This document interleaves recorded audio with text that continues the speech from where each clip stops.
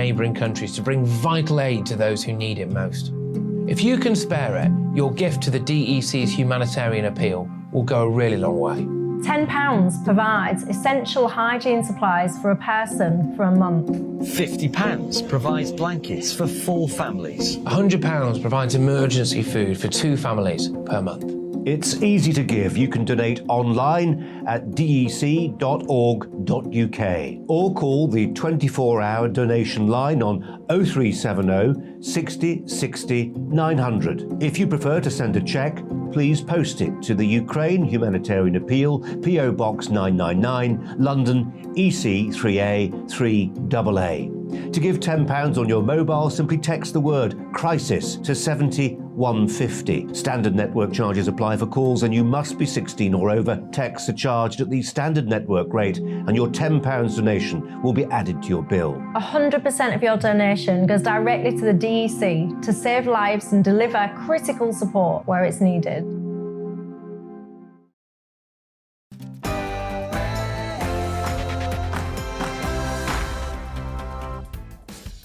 Good morning, you're watching GB News, and coming up on the political correction, it's been the biggest political story of the week. The cost of living is creeping up, but are politicians doing everything they can to reduce your bills? I'll tell you why I felt compelled to write a letter to Will Smith this week. And should we have a Margaret Thatcher Day to celebrate her legacy? That plus plenty more after the latest news.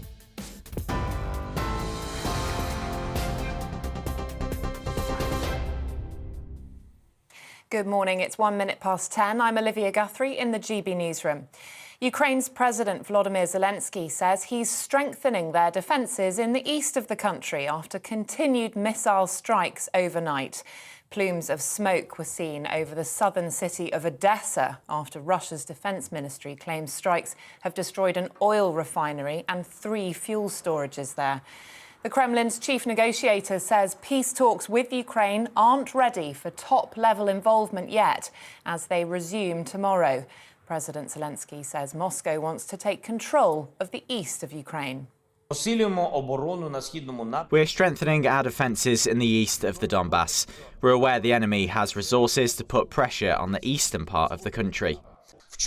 What is the aim of the Russian armed forces? They want to seize both the Donbass and the south of our country. What's our aim? To defend our freedom, our land, our people. To do everything to repel them. Boris Johnson has held discussions with President Zelensky overnight, congratulating Ukraine's military pushback of Russia's advance. Downing Street says the Prime Minister also repeated his assurances the UK will step up its support. President Zelensky says he would welcome Britain's support in diplomatic efforts to end the war. Ukraine's Deputy Prime Minister says work is ongoing to try to get civilians out of Mariupol.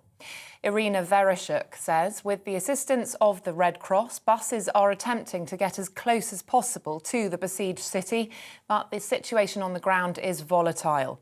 Tens of thousands of residents are trapped there with food and water in short supply. Meanwhile, former US President Donald Trump has told a rally in Michigan if he was still in the White House, the situation in Ukraine would be entirely different. This invasion of Ukraine would never have happened if I was in the White House. Not even a chance. Would have never happened.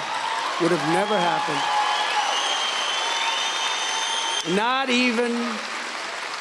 And I knew Putin very well. You know, they say, oh, he knows Putin. He knows Putin. Oh, that's a good thing. The Business Secretary says there could be a significant expansion in the UK's nuclear power capacity. In an interview with the Sunday Telegraph, Kwasi Kwarteng suggested there could be 6 or 7 new large-scale nuclear power stations in operation by 2050, producing as much of a quarter of our energy needs. It's part of efforts to wean the UK off Russian oil in the wake of the war in Ukraine. The Chancellor's being urged to set out an emergency budget to help people across the UK who are struggling with the rising cost of living. The SNP's Alison Thewlis is calling on Rishi Sunak to provide a generous grant for those she says will be plunged into poverty and hardship. She's demanding action from the government as bills and national insurance payments increase. Economist Vicky Price has told GB News Mr Sunak can't ignore the hardship people are going to face. People are going to be very dissatisfied in the year ahead, and it will mean for the Chancellor that if people do not go out and spend as much as they otherwise would, you have to rethink his growth forecast, for example, already reduced very substantially from 6% to 3.8% for this year. Will they have to be reduced even further? And if that is the case, then he's going to be collecting a lot less in tax as well. So he's got an incentive to ensure that people feel confident and they go out and spend. But we're actually seeing already consumer confidence decline. The Conservative MP has been suspended from the parliamentary party pending an investigation into allegations over his conduct. The claims about David Warburton are being examined by the Independent Complaints and Grievance Scheme. The Sunday Telegraph reports the parliamentary watchdog has received a report alleging he'd behaved inappropriately. The married father of two told the newspaper he has enormous amounts of defence and denies any wrongdoing. Delays continue for holidaymakers at Dover, but the Port Association says the traffic chaos is now easing. Disruption to cross-channel ferries and bad weather have led to 9-hour queues on the road there. It's being partly blamed on 3 P&O vessels being held at berth after safety inspections. Delays are expected to extend into next week. This is GB News. We'll bring you more as it happens. Now it's back to the political correction.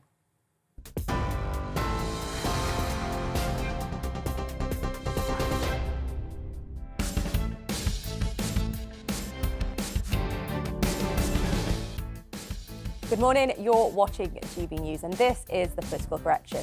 We're here for the next 2 hours to correct politics and put you, the people, back in charge. Coming up this hour, not great for the pound in your pocket, but with water, council tax, car tax and energy bills on the rise, what more could politicians be doing to help? I'll tell you about my invitation to the actor Will Smith following his slapping of Oscars host Chris Rock.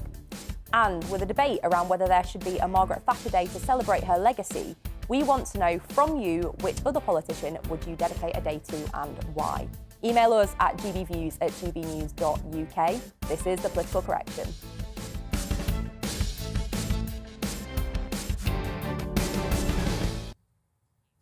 Britain's cost of living crisis is set to mount further in the coming weeks as escalations in global gas prices leave countless Brits concerned about struggling to make ends meet. With energy regulator Ofgem predicting energy bills will rise by an estimated £693 from this month. But what more can be done to help? A couple of the front pages this morning lead on this topic. The Sunday Express says Lord Agnew, a former minister, calls on Rishi Sunak to claw back the billions of pounds lost in fraudulent COVID loans to help people with the cost of living. Meanwhile, The Observer suggests that the Chancellor's handling of the cost of living crisis is leading to a bit of a Tory revolt among senior backbenchers. So, Arlene, what do you make of it? And I guess reflecting back on the spring statement, do you think the Chancellor went far enough? No, I don't think he went far enough. And I think that he has known for some time that these problems are coming up. Obviously, the price of energy went up in the autumn. Went up again just on Friday. So he knew that the energy costs were going to be ramping up at the same time as tax increases were coming. And of course, the national insurance contributions are to rise this week. So this has all been foreseeable. I don't think any of this is a surprise. So I think that more should have been done. And I have to ask the question, Deanna, has the Chancellor been held hostage by the Treasury? Because they do have more money to distribute. They did better in terms of the money that came into the economy last year than they thought was going to happen. I think up to £100 billion more came into the economy than had been forecasted. So there is financial wherewithal there to do more. And I think it was wrong that Rishi Sunak did not do more at the time in his announcements that he made last week. And what more would you like to be seen done there, Arlene? What specifics? Well, the national insurance contribution is a very easy one. It hasn't kicked in yet, so let's take it off the table. Let's deal with that. There also needs to be a more targeted approach. There was a sort of a general blanket approach to helping people with their bills. I think there needs to be a targeted approach. And then in the medium term, I do think that we need to look at the insulation of our homes in a more proactive way.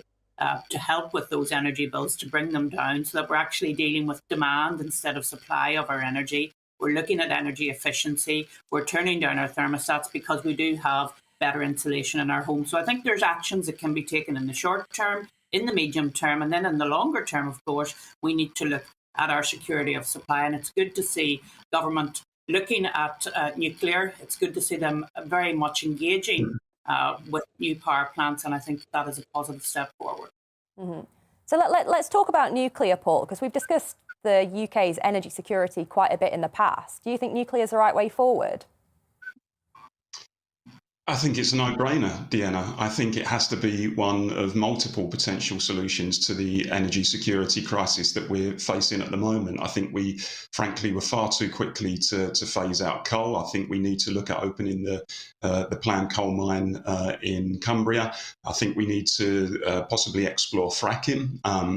I think we need to look more widely, look more widely at clean coal technology. And none of that is to say that we shouldn't take environmental concerns seriously. Of course, we should.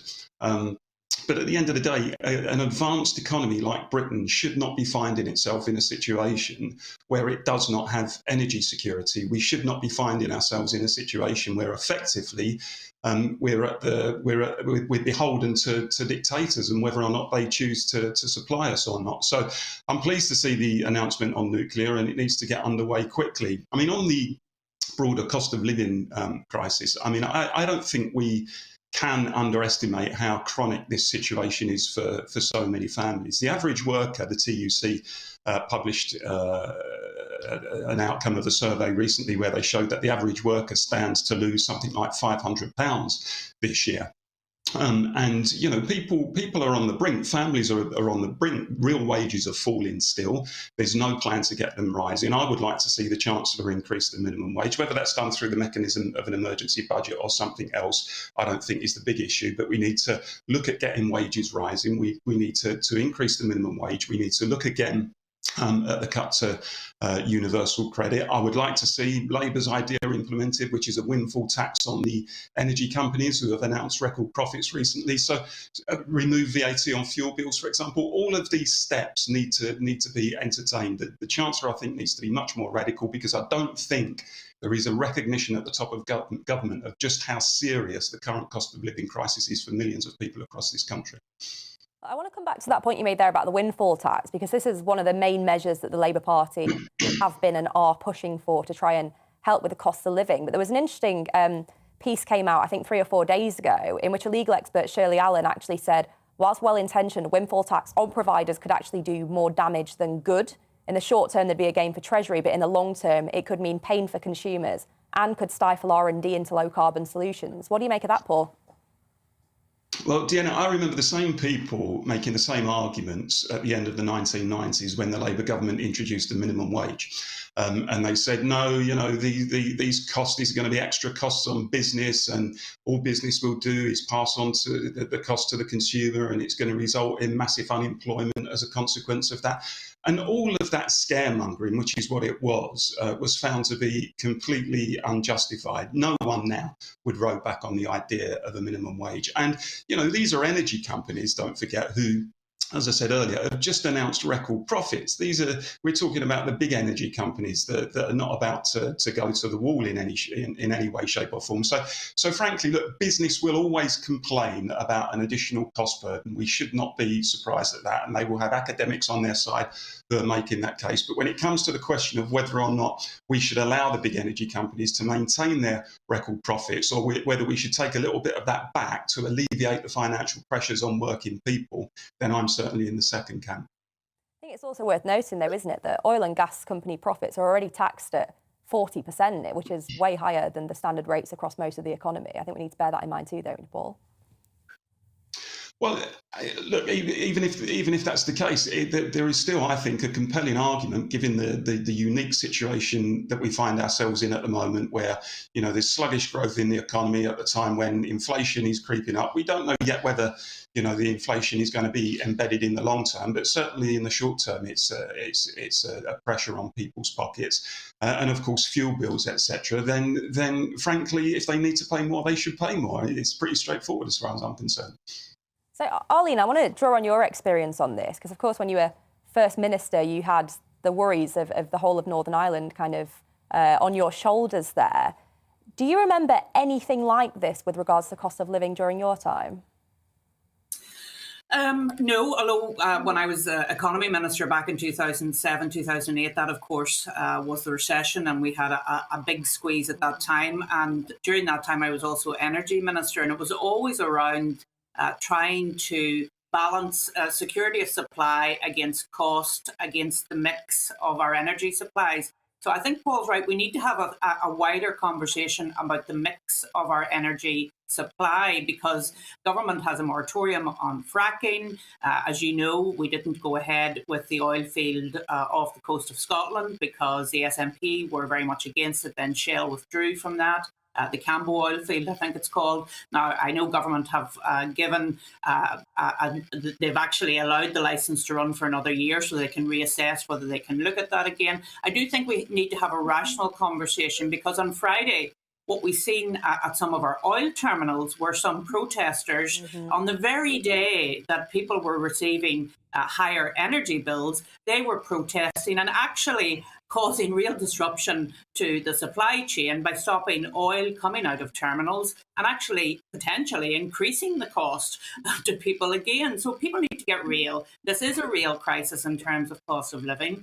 We need to look at our energy supply, absolutely. But we also need to look at what are the targeted interventions we can take in the short term and then plan better for the medium to longer term with, as I say, insulation in our homes, because there's a lot of homes across the UK that are not properly insulated. And then again, look in the longer term at that security of supply piece, because we cannot, as Paul says, be reliant on foreign governments for our energy supply, because look what has happened in relation to Russia. And of course, we don't get a lot of oil from Russia. I accept that. But that impacts on the wholesale price, and then that has an impact on everybody here in the UK. Well, quite right. And do send us your views. Email us on gbviews@gbnews.uk or tweet us at gbnews. We want to know, how are you feeling about what's going on with the cost of living? And do you think we are getting our policy right on energy? Let us know. Coming up after the break, Scotland Yard hand out their first fines over Partygate. But should the Prime Minister's wife be compelled to disclose if she herself gets hit with a fine? We'll bring you the latest developments in Ukraine, and the Queen pays tribute to her late husband at Westminster Abbey, accompanied by her son, Prince Andrew. And I'll tell you why I wrote to Will Smith following that Oscars punch. All this and much more after the break, so don't go anywhere.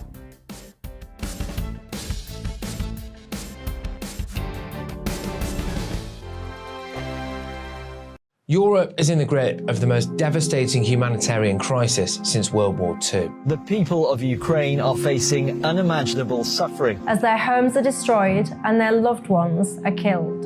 Millions of people are being forced to flee for their lives, carrying only their children, their pets, and the clothes on their back. The pain, loss and destruction grows by the day. The people of Ukraine urgently need our help. Already a vast humanitarian operation is underway. Britain's Disasters Emergency Committee, or DEC, brings together 15 leading aid charities to respond to overseas disasters quickly and efficiently. These charities include the British Red Cross, CARE, Oxfam, Save the Children, and World Vision. Their teams are working on the ground in Ukraine and neighbouring countries to bring vital aid to those who need it most. If you can spare it, your gift to the DEC's humanitarian appeal will go a really long way. £10 provides essential hygiene supplies for a person for a month. £50 provides blankets for 4 families. £100 provides emergency food for 2 families per month. It's easy to give. You can donate online at dec.org.uk or call the 24-hour donation line on 0370 60 60 900. If you prefer to send a cheque, please post it to the Ukraine Humanitarian Appeal, PO Box 999, London EC3A 3AA. To give £10 on your mobile, simply text the word crisis to 70150. Standard network charges apply for calls and you must be 16 or over. Texts are charged at the standard network rate and your £10 donation will be added to your bill. 100% of your donation goes directly to the DEC to save lives and deliver critical support where it's needed.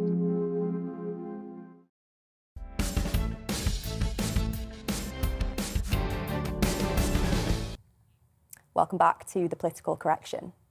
The Metropolitan Police have this week issued the first set of fines to those found to have flouted COVID restrictions by attending gatherings in and around Downing Street. Number 10 has vowed full transparency if the Prime Minister is found to be liable for a fine.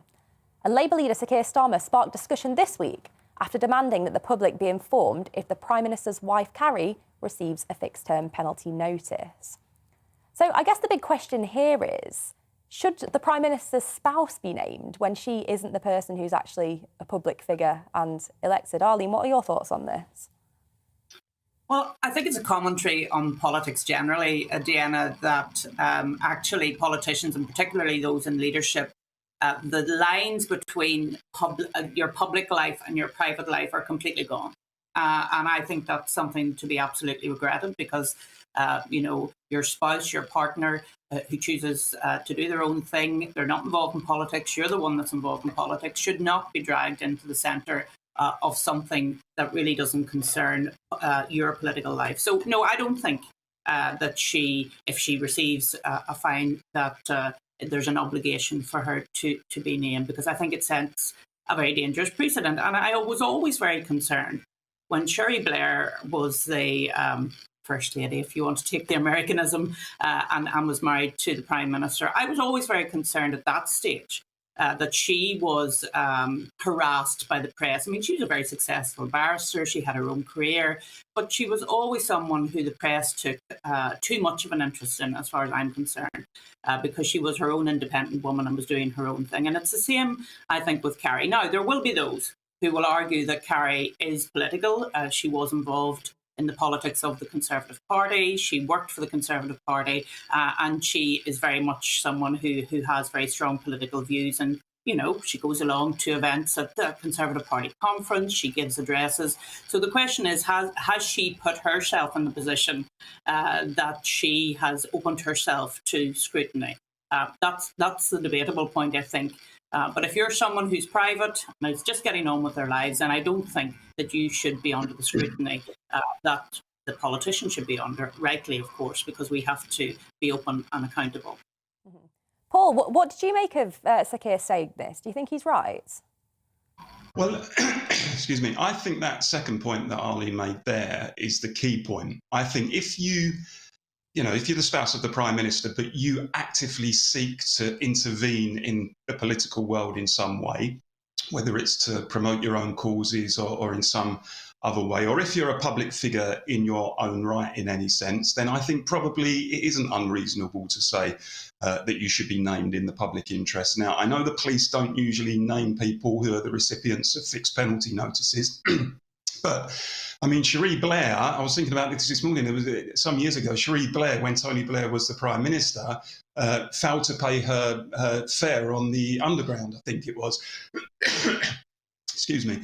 And when she went the next day to make the same journey to her office or to her chambers, the paparazzi were there waiting for her to go through the ticket barrier with the right ticket this time. So I think in Cherie Blair's case, look, she was a public figure in her own right. She was a very high-profile barrister. She was quite politically active as well. So I think it would probably have been right in her case to have named her. I think it's probably right in Carrie Johnson's case to name her as well. But I don't believe that should lead to any sort of harassment. I think just as a matter of public record, perhaps she should be named. And I would compare that to, for example, somebody like Philip May, the husband of Theresa May, who, so far as I could see, never really made any attempt to intervene in public life, didn't really set himself up as a public figure in any way other than when he was accompanying his wife on engagements and so on. So in that particular case, I would say if it were him, then probably not. So it's a difficult one, to be honest, and I've got a slightly nuanced view on it, but very simply, if you seek to intervene in public life, or if you're a public figure in your own right, then probably you would have to expect to be named, in my view. So Arlene, I want to come back to you on this point, because of course when you were First Minister, you were under a lot of public scrutiny. How did your family actually deal with that? Did they find it difficult?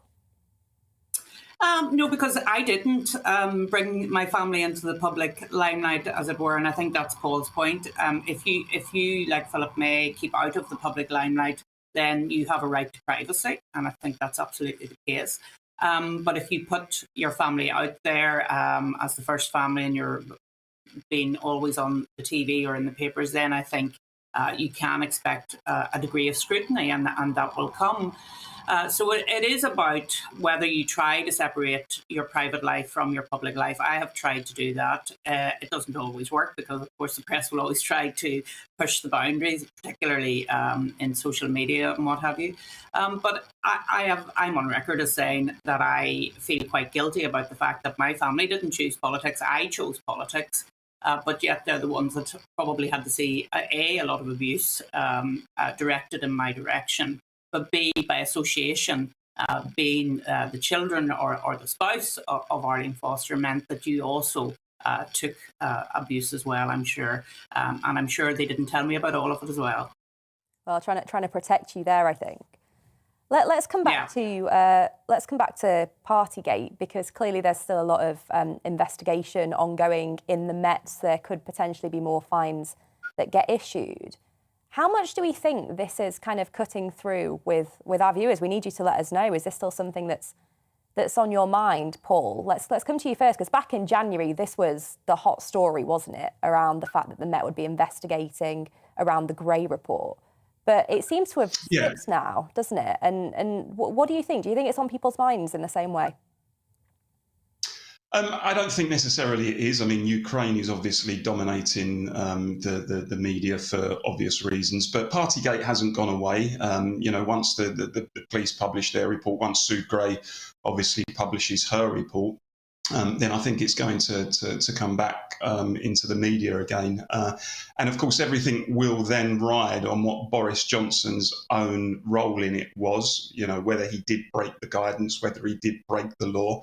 And if they find that he did, then of course I think that raises all sorts of questions again about whether or not it's acceptable to have somebody in number 10 who was so impervious to the law apparently in that way. I mean, my position on it, Deanna, as I've said all along, normally I wouldn't care about this at all. For me, it would, in the normal run of things, be a fairly trivial issue.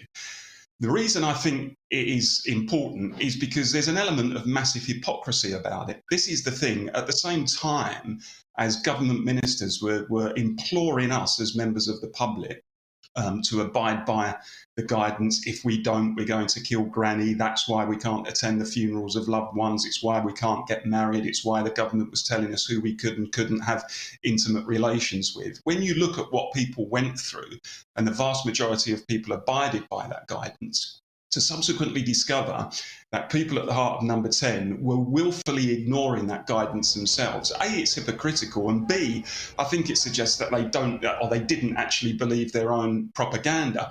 So as I say, in the normal scheme of things, it is something that I don't think would merit a great deal of attention. However, simply because of the hypocrisy element and everything else, I think it is right that their feet are held to the fire on it.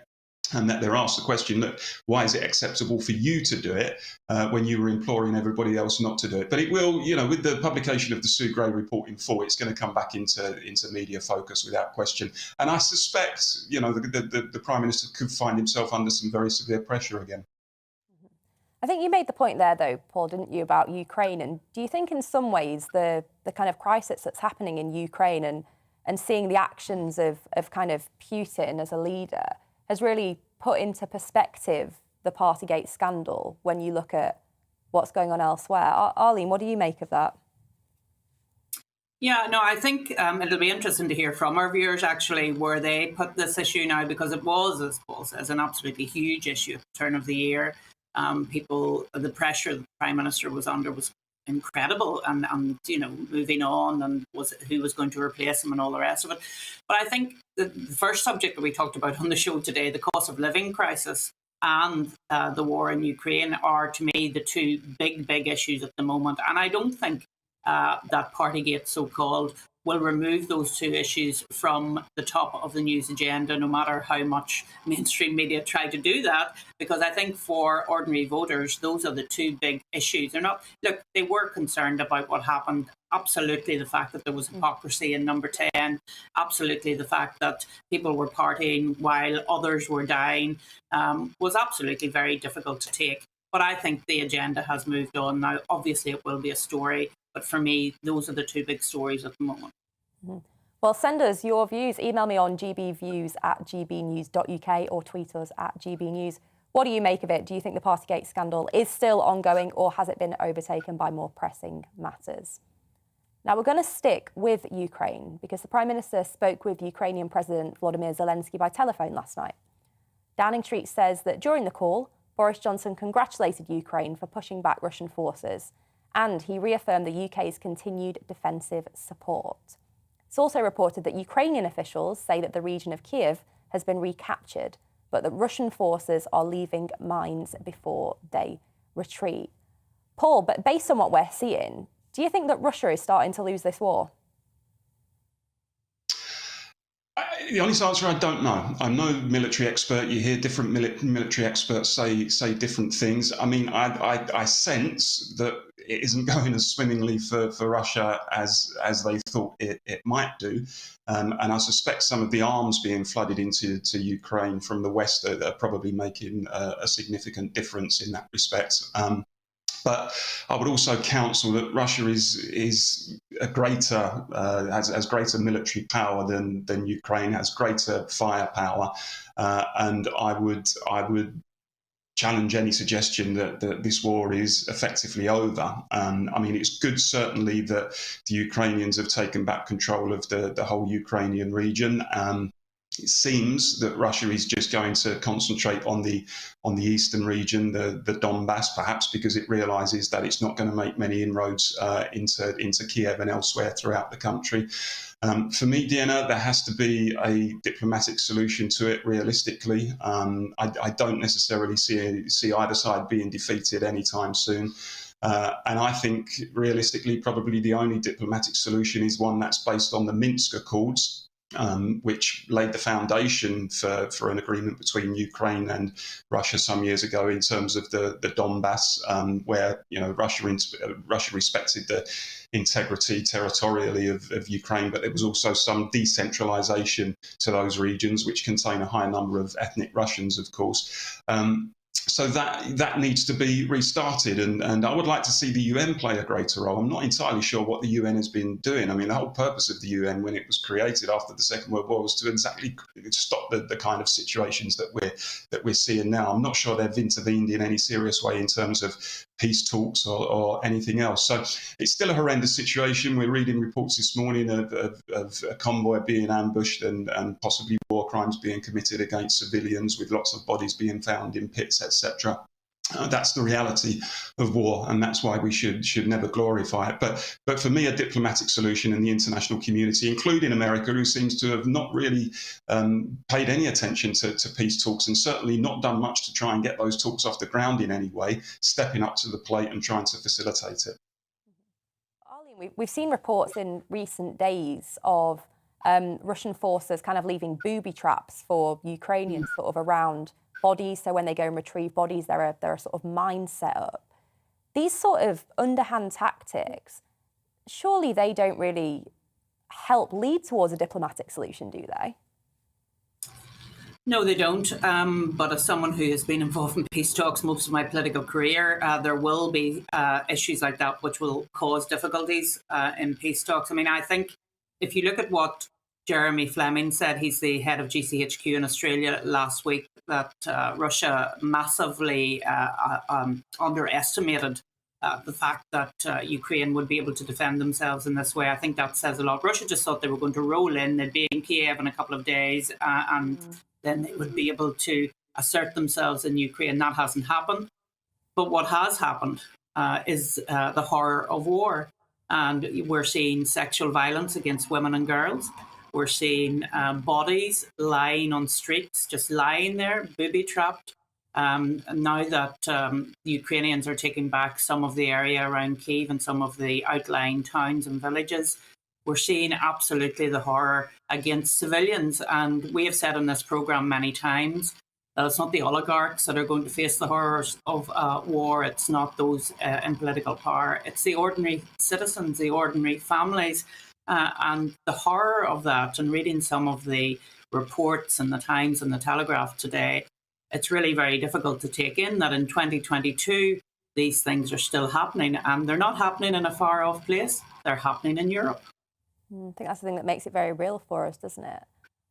Although I think something that I've certainly noticed over probably the past week or so, is just how much these stories have been slipping down the headlines, slipping off the front pages. 2-3 weeks ago, we were all absolutely appalled at these atrocities and they were sort of #1 story in the listings. But do you think there's some sort of, I don't quite want to say fatigue, but we sort of get used to it, don't we? And things don't seem quite as horrendous. When you read about it every day, you get sort of desensitized. Paul, do you think that's why the Ukraine conflict is sort of slipping from the top of the listings? Well, I think it's an interesting point because actually, let's remember that the conflict has essentially been taking place since 2014. A lot of the commentary seems to have focused on the recent kind of Russian invasion where they really went in a big way. But the conflict really has been rumbling on since 2014. And that in itself, the seeds of the conflict, are very controversial. And it's a debate that we seem to be shying away from in Britain and across the West, because the reality is in 2014, an elected president of Ukraine, Viktor Yavchenko, I think the name is, just escapes me for a second, was effectively overthrown in a coup that was openly backed by the West. Let's be honest about it, because he suddenly started to look eastward rather than westwards, and was stalling on signing a deal with the European Union. And the truth is that America and others were quite content to, implicitly at least, back that coup. And that essentially was the start of the situation in which we find ourselves now. So we do, and I've called for this for a long time, we need a broader debate and analysis of exactly what has been going on in Ukraine, not just over the last couple of months, but over the last 8 years. And that does include, as unpopular as it is in some quarters, it does include a debate about the role of NATO and the way in which it has tried to expand up to the Russian border. And as I've said before, Putin is responsible for this for the invasion, and it's barbaric and it's wrong and it's unjustified. But in the same way, somebody made a point to me recently, and I thought it was a very valid point, in the same way that the Treaty of Versailles at the end of the First World War, which ultimately most experts later on deemed as very, very unfair towards Germany, contributed to the Second World War. That doesn't in any way justify Hitler's actions, but you can't deny the fact that the Treaty of Versailles did contribute to, certainly was one of the causes of the outbreak of the Second World War. I think the role of NATO has played a similar role in this dispute. And from a Russian point of view, if you see an organisation which effectively was set up as your opponent to counter you, come right to your doorstep, I think you probably are going to see that as a security threat in the same way as America would unquestionably see it as a security threat if Russia or China decided to sign a military, to sign a security deal with Mexico or Canada or Cuba, as happened in the 1960s. And none of that is to justify Putin's actions at all, but it is to say, let's have an analytical debate about what the seeds of this conflict are. And also the role of NATO as a defensive organisation, which probably slightly skews that. But I think you're right, that wider debate probably is needed. But here on The Political Correction, that is what we do. We try and bring interesting debates to you that perhaps aren't being covered elsewhere. And stay with us, because there's going to be a very interesting debate after the break. We're going to be talking to a propaganda expert in the United States to talk about whether propaganda is being used as a weapon of war. Also, the Queen pays tribute to her late husband at Westminster Abbey, accompanied by her son Prince Andrew. And following the Will Smith punch at the Oscars, I'll be telling you what prompted me to write to him. All this and much more after the break, so don't go anywhere.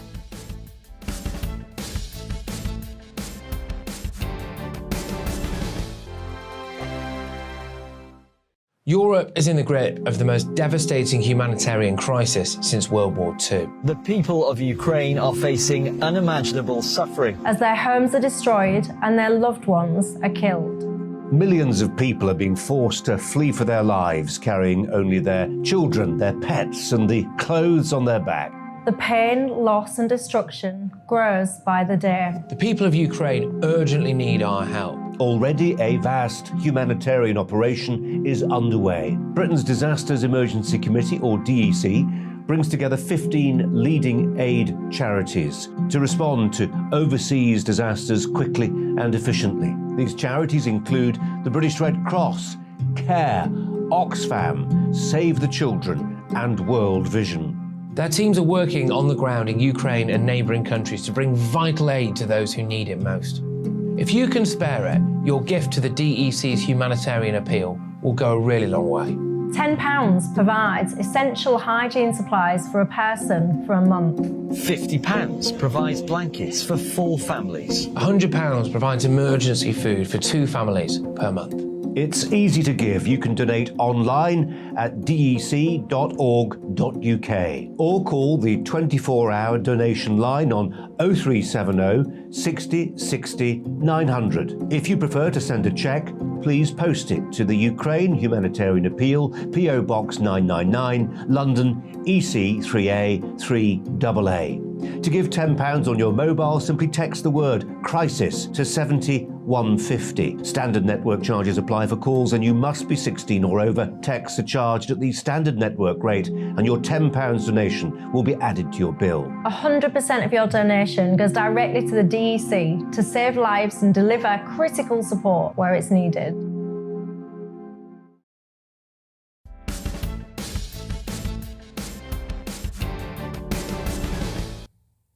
Welcome back to The Political Correction, and as ever, loads of you getting in touch with us. Leslie Simpson here, it's one for you, Paul. Leslie Simpson says, could Paul please tell us what benefits did Labour's windfall tax on telecoms bring in the 1990s? What did they do with that tax? And don't forget, Gordon Brown stole my private pension when he raided them. I'd be much more financially secure if he hadn't decimated my pension. Paul, you must want right a reply on that one. Yeah, I think, and obviously I need to wind my memory back to the late 1990s, but I'm pretty sure the windfall tax at that time was designed to create a new deal for youngsters and to get youngsters into work, etc. I think that was the whole purpose of the windfall tax back then. And I have to say, I think most people are of the view that that was a successful policy. It certainly did create employment for young people, and it was a justified thing to do at the time. There you go, Leslie. There is a response directly there from Paul. I've also got conflicting views here on whether Carrie Johnson should be named if she does receive a fine. Mac McCormack says, naming Boris as Mrs. if she gets a fine. It's all political point scoring by Starmer and his bandwagon jumping Labour Party. Typical underhand tactics by them. Whereas Mark Rees says, totally agree with Keir on this one. Carrie's interfered too much and overstepped her role as wife of the PM. Boris has changed dramatically since he got married and has gone against his voters who put trust in him. So massive conflicts of views there. Arlene, I think you've got some as well, haven't you? Yeah, just on that issue of the Prime Minister's wife, Brian says, of course the Prime Minister's wife should be named if a fine has been issued, as she's the one running the country. So that's the view from Brian. And then some views on energy. Alison has said that these energy companies made profits of 36 billion. Why? Give it back to the people. It's over and above extra profits from previous years. And Jess says, don't forget that a windfall tax could hit share dividends, which in turn could have an adverse effect on pensions in the private sector. So it's back to that pensions issue again, Deanna. Brilliant. Well, keep your views coming in. Get in touch with us on gbviews@gbnews.uk or tweet us at gbnews. Now, we live in an age of online echo chambers where truth and lies coexist in a mist of subjectivity. Here in the West, we're inundated with footage of war crimes being carried out in Ukraine and reports of the ongoing humanitarian crisis. But over in Russia, some polls suggest as many as 60% of Russian people support the invasion, or the special military operation as it's being coined by the Kremlin. So how is it possible that two completely different narratives can thrive at the same time? And how is propaganda being used by both Putin and Western nations? Well, to discuss this, we're joined by Professor of Communication, Lawrence Preley. Professor, thank you for joining us this morning. I guess first simple question, what is propaganda? Well, propaganda is I'm going to use a definition that I've modified from a couple of scholars, Garth Jowett and Victoria O'Donnell. It's a deliberate attempt to shape audience attitudes and actions in service to the propagandist's interests and objectives. One of the foremost interests and objectives that are involved here is the spreading of a cause or an ideology or a doctrine. I would use that as my definition to guide this discussion. Thank you, Professor. So I guess the big question here is how has propaganda been used kind of most famously historically, but how has that changed with the sort of rise of 24-hour news and social media? Well, when we think about the spreading of dogma and propaganda enabling that, the term really goes back to the 17th century. And Pope Gregory XV and the Counter-Reformation. There was a passage of the Congregation for the Propagation of the Faith, and this congregation was aiming in part at rolling back the Counter-Reformation in Europe and the Americas through the spreading of Catholic doctrine, Catholic dogma. So that's where it began in a kind of modern sense. And as we update it and think about it today, we have lots of examples of propaganda, especially war propaganda, which we're experiencing right now. And so when the United States invaded Iraq both times, the United States citizenry was beset with propaganda, was engaged with propaganda.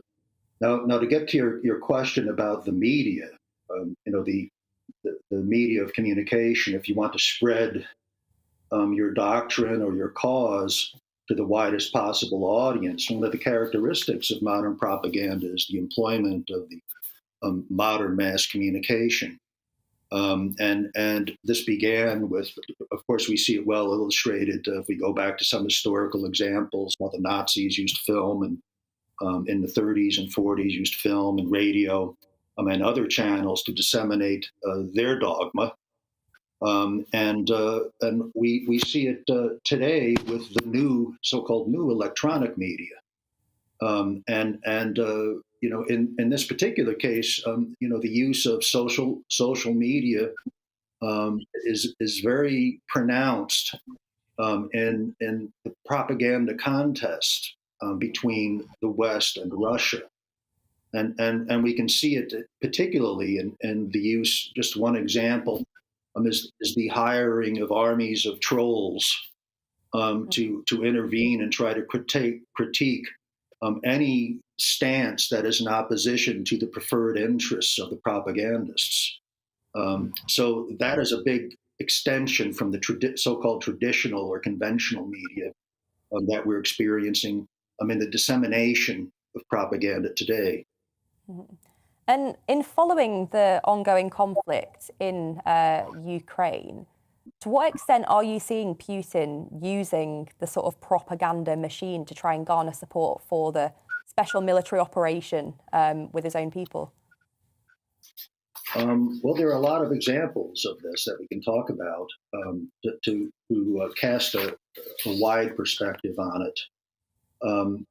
When we think of using the mass media of communication to spread a dogma to the widest possible audience, the aim is to engage mass audiences and not individuals. So the propagandists will use all the available means of mass communication, and if possible, they will attempt to close off those channels of communication to opponents. In the case of Russia, we see how they're controlling channels of communication to control the narrative, to control their story about why they engaged in the invasion. So we see that Russian propagandists, in this case, will have much more advantage than Western propagandists from countries that have a robust support for freedom of expression. So if we look at what Russia's done, they've passed a law against expressing false ideas about the invasion of Ukraine, with the threat of serious prison sentences.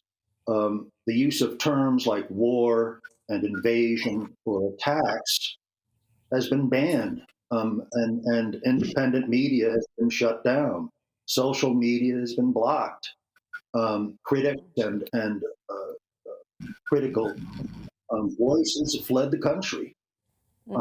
So these actions have severely narrowed the universe of communication about the war and restricted Russians to a very narrow view of the event, at least through the formal channels of communication in Russia.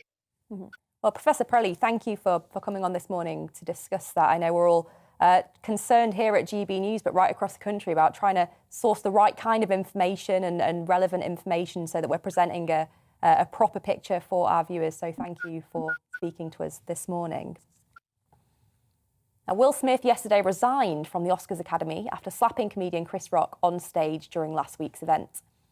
In a statement, the actor said he'd betrayed the trust of the Academy and that his actions were inexcusable.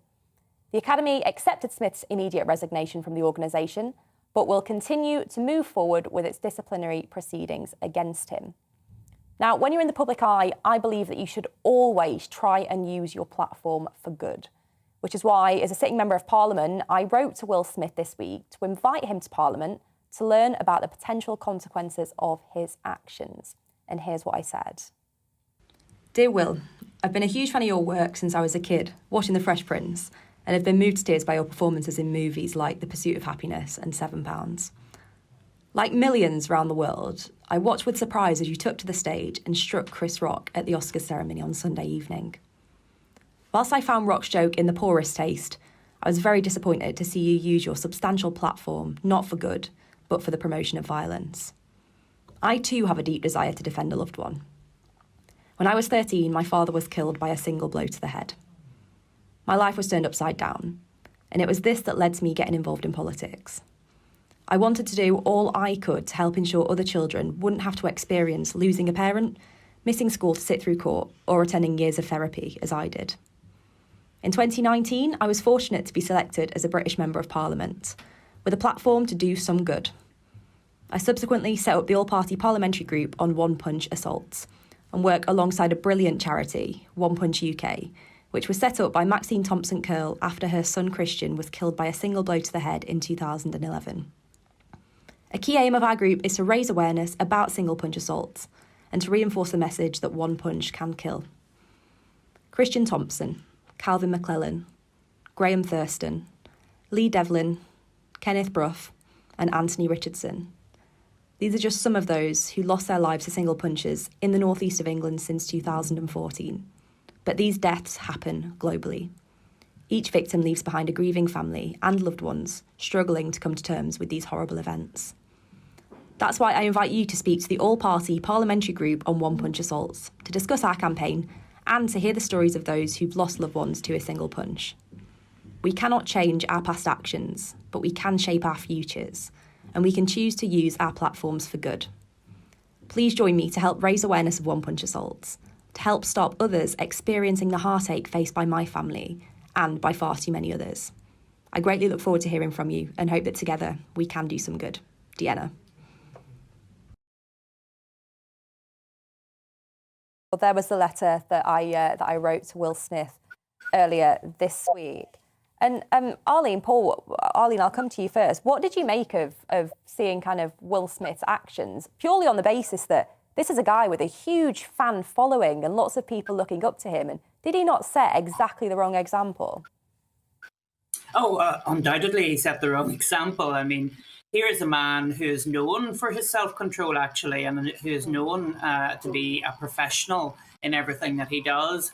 The joke was horrendously bad, let's be honest. Here was a woman suffering from alopecia. It's not something you make a joke about, frankly, but there were other ways to deal with it. He could have, dealt with it in a much more professional way, but the red mist descended and away he went. And I thought it was a terrible example. And, for him, it has destroyed his biggest moment of his life, receiving an Oscar. May well lose the Oscar in due course. He's had to resign from the Academy. And it just shows you how that one piece of violence can ruin not only his life, but set such a bad example for so many others as well. And Paul, doesn't this have some serious implications on free speech in comedy as well, if this gives cause to other people thinking it's acceptable to go and shut down jokes that they don't like? It does, potentially. I mean, what Will Smith did was wrong. But I have to say, I don't think he should be hung, drawn and quartered for it. It could not have been a pleasant experience at all to see your wife, who's suffering from a medical condition, effectively lampooned in front of a global audience. I would imagine that the red mist would probably rise in front of the eyes of most men in that situation. What he should have done, obviously, is controlled his temper and dealt with it after the show and had a word with Chris Rock or whatever. You can't do that in the way that he did it. But, I do have a little sympathy with what drove him to do it, even though his actions were wrong. Well, thanks, Paul. And you'll see a fourth person on our screen right now joining us to discuss this, former police officer Mick Irwin, who I've met, over Zoom anyway, Mick, a couple of times now since I got into Parliament. Mick campaigns on the issue of one-punch assaults with the charity One Punch UK. My first question, Mick, what did you make of it when you woke up on the Monday morning and saw that this was all over the media? I was a fan of Will Smith, very, very disappointing. Very disappointed in his actions. He's someone who was very high profile, who was looked up to by many people. And I was shocked at what I saw. Having seen such actions replicated in the likes of the nighttime economy, I didn't expect to see that in front of a global audience. Going back to what has just been said, I do sympathise a little bit in the fact that of the reason why he may have done that, but at the same time, we have to be restrained. We have to be able to deal with it in a different way. And getting up and slapping Chris Rock in the way that he did was wrong. It was an assault. Although Chris Rock obviously has decided he doesn't want to take any action against that, and it's having consequences for Will Smith, as we're saying. I think from a One Punch UK perspective, it was very lucky that was all that happened, because we see on a number of occasions now where one blow to the head can lead to more catastrophic consequences, be it serious brain injuries or resulting in death. And that's a point that really we try to get across at One Punch UK, is we have an awareness of that and educate people as to the consequences of their actions, and think first, take a second and walk away and deal with it in a much different way than Will Smith did. Well, this is the thing, isn't it, Mick? Because I've had a bit of kickback because apparently I'm making a mountain out of a molehill. This was a slap and not a punch. But actually, that's the point, isn't it? If it takes someone by surprise, they can stumble, and the knock-on consequences, they hit their head and end up with a fatal brain injury. And that's exactly why we're campaigning to try and raise awareness. Exactly that. And I think that's one thing that we try and get with One Punch UK, is very much around that. This could happen 99 times out of 100, but it's that one time when something else happens, whether they fall and hit their head, or whether you have a physiological response to it and actually stop breathing, because that can be another cause, or the blow to the head itself causes a brain injury because of the concussion aspect to it. So, yeah, it may look innocuous in some ways, but actually the consequences to it can be devastating, not only for the individual who can be living with a lifelong disability due to brain injury, or unfortunately they die and the family is left with having to deal with the consequences of that. And on both sides, because you've got someone who probably didn't intend to cause so much damage, but then finds himself, serving a prison sentence, and their family have to live with that as a result. Thanks, Mick. Well, Mick Irwin there joining us as a patron for the charity One Punch UK. Stay with us, because coming up after the break, we're going to be talking about 40th anniversary of the Falklands War and whether we should be celebrating a Margaret Thatcher Day. Get in touch, let us know your thoughts on which politician you would dedicate a day to.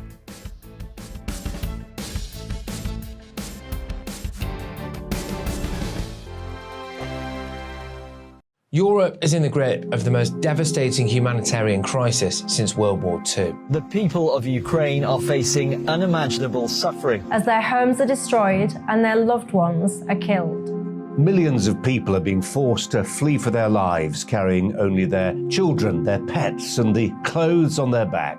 The pain, loss and destruction grows by the day. The people of Ukraine urgently need our help. Already a vast humanitarian operation is underway. Britain's Disasters Emergency Committee, or DEC, brings together 15 leading aid charities to respond to overseas disasters quickly and efficiently. These charities include the British Red Cross, CARE, Oxfam, Save the Children, and World Vision.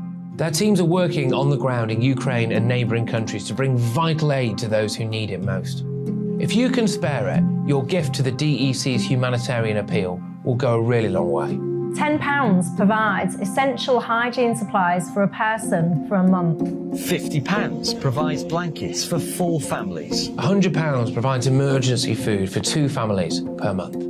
It's easy to give. You can donate online at dec.org.uk or call the 24-hour donation line on 0370 60 60 900. If you prefer to send a cheque, please post it to the Ukraine Humanitarian Appeal, PO Box 999, London, EC 3A 3AA. To give £10 on your mobile, simply text the word crisis to 70150. Standard network charges apply for calls, and you must be 16 or over. Texts are charged at the standard network rate, and your £10 donation will be added to your bill. 100% of your donation goes directly to the DEC to save lives and deliver critical support where it's needed.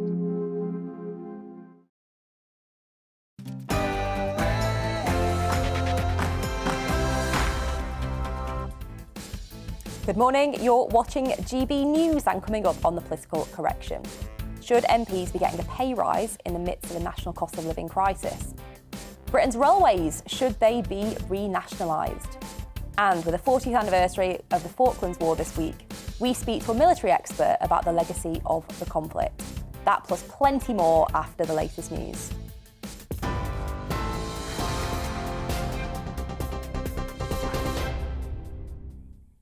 Good morning. It's just coming up to 2 minutes past 11. I'm Olivia Guthrie in the GB newsroom.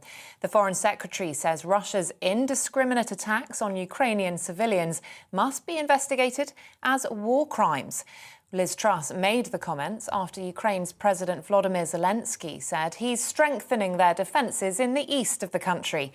Overnight, plumes of smoke were seen over the southern city of Odessa after Russia claims strikes destroyed an oil refinery and 3 fuel storages there. The Kremlin's chief negotiator says peace talks with Ukraine aren't ready for top-level involvement yet as they resume tomorrow. President Zelensky says Moscow wants to take control of the east of Ukraine. We're strengthening our defences in the east of the Donbass. We're aware the enemy has resources to put pressure on the eastern part of the country. What is the aim of the Russian armed forces? They want to seize both the Donbass and the south of our country. What's our aim? To defend our freedom, our land, our people. To do everything to repel them. Well, meanwhile, Boris Johnson's held discussions with President Zelensky overnight, congratulating Ukraine's military pushback of Russia's advance. Downing Street says the Prime Minister also repeated his assurances the UK will step up its support. President Zelensky says he would welcome Britain's help in diplomatic efforts to end the war. Ukraine's Deputy Prime Minister says work is ongoing to try to get civilians out of Mariupol. Irina Vereshchuk says with the assistance of the Red Cross, buses are attempting to get as close as possible to the besieged city, but the situation on the ground is volatile. Tens of thousands of residents are trapped there with food and water in short supply. Meanwhile, former US President Donald Trump has told a rally in Michigan if he was still in the White House, the situation in Ukraine would be entirely different. This invasion of Ukraine would never have happened if I was in the White House. Not even a chance. Would have never happened. Would have never happened. Not even. And I knew Putin very well. You know, they say, oh, he knows Putin. He knows Putin. Oh, that's a good thing. The Business Secretary says there could be significant expansion in the UK's nuclear power capacity. In an interview with the Sunday Telegraph, Kwasi Kwarteng suggested there could be 6 or 7 new large-scale nuclear power stations in operation by 2050, producing as much as a quarter of our energy needs. It's part of efforts to wean the UK off Russian oil in the wake of the war in Ukraine. The Chancellor is being urged to set out an emergency budget to help people across the UK who are struggling with the rising cost of living. The SNP's Alison Thewlis is calling on Rishi Sunak to provide a generous grant for those she says will be plunged into poverty and hardship. She's demanding action from the government as bills and national insurance payments increase. Economist Vicky Price has told GB News Mr Sunak can't ignore the hardship people are going to face. People are going to be very dissatisfied in the year ahead, and it will mean for the Chancellor that if people do not go out and spend as much as they otherwise would, you have to rethink his growth forecast, for example, already reduced very substantially from 6% to 3.8% for this year. Will there have to be reduced even further? And if that is the case, then he's going to be collecting a lot less in tax as well. So he's got an incentive to ensure that people feel confident and they go out and spend, but we're actually seeing already consumer confidence decline. A Conservative MP has been suspended from the parliamentary party pending an investigation into allegations over his conduct. The claims about David Warburton are being examined by the Independent Complaints and Grievance Scheme. The Sunday Telegraph reports the parliamentary watchdog has received a report alleging he'd behaved inappropriately. The married father of 2 told the newspaper he has enormous amounts of defence and denies any wrongdoing. Pakistan's president has dissolved parliament and calls early elections following an opposition attempt to remove the Prime Minister Imran Khan from office. It comes after a no-confidence vote in Mr Khan was blocked by Parliament's Deputy Speaker. The former cricketer, who was elected in 2018, believes the move to oust him was orchestrated by the US, a claim Washington denies. I'll have more from you at the top of the hour. Now back to Deanna.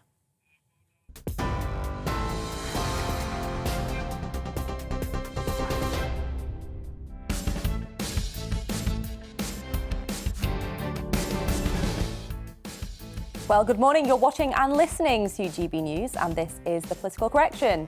We're here for the next hour to correct politics and put you, the people, back in charge. Coming up this hour, members of Parliament got a 2.7% pay rise this week. But is this right and fair whilst the nation is hit by skyrocketing living costs?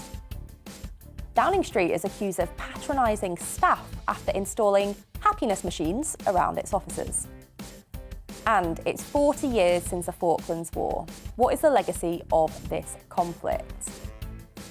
And on that note, should Britain have a Margaret Thatcher Day? On the back of this, we're asking, what political figure would you dedicate a day to? Let us know by emailing me at gbviews@gbnews.uk. This is The Political Correction.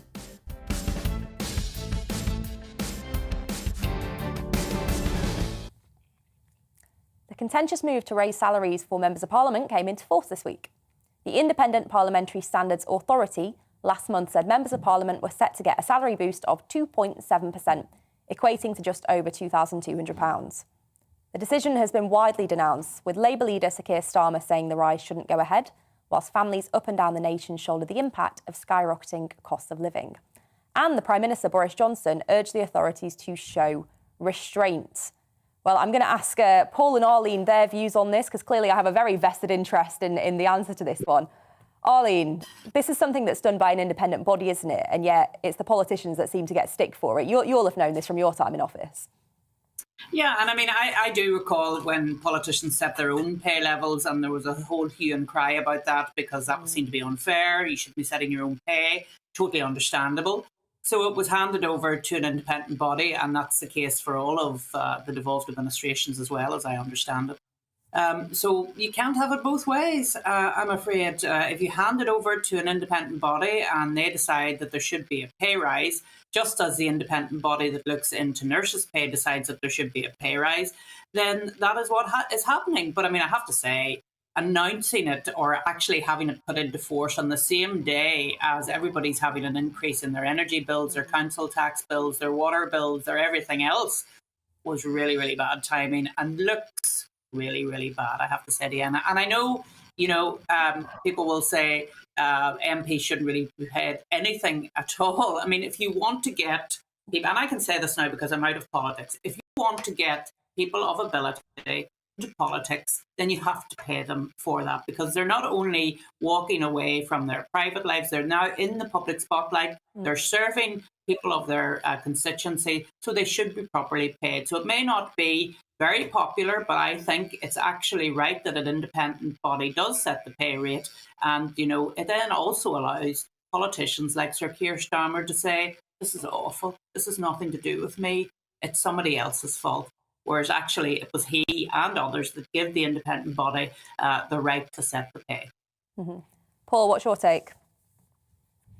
Well, I have no problem with the idea of an independent body regulating MPs' pay. It just seems to me that the independent body for MPs is a lot more generous than independent bodies for other groups of workers. And I'm not entirely sure why that is. I mean, I remember the big one, of course, back in 2015, I think it was, where MPs were given an 11% pay rise, and that caused all sorts of controversy at the time. And look, I'm not somebody who says MPs are a bunch of narcissists. They're in it for themselves. That none of them are any good.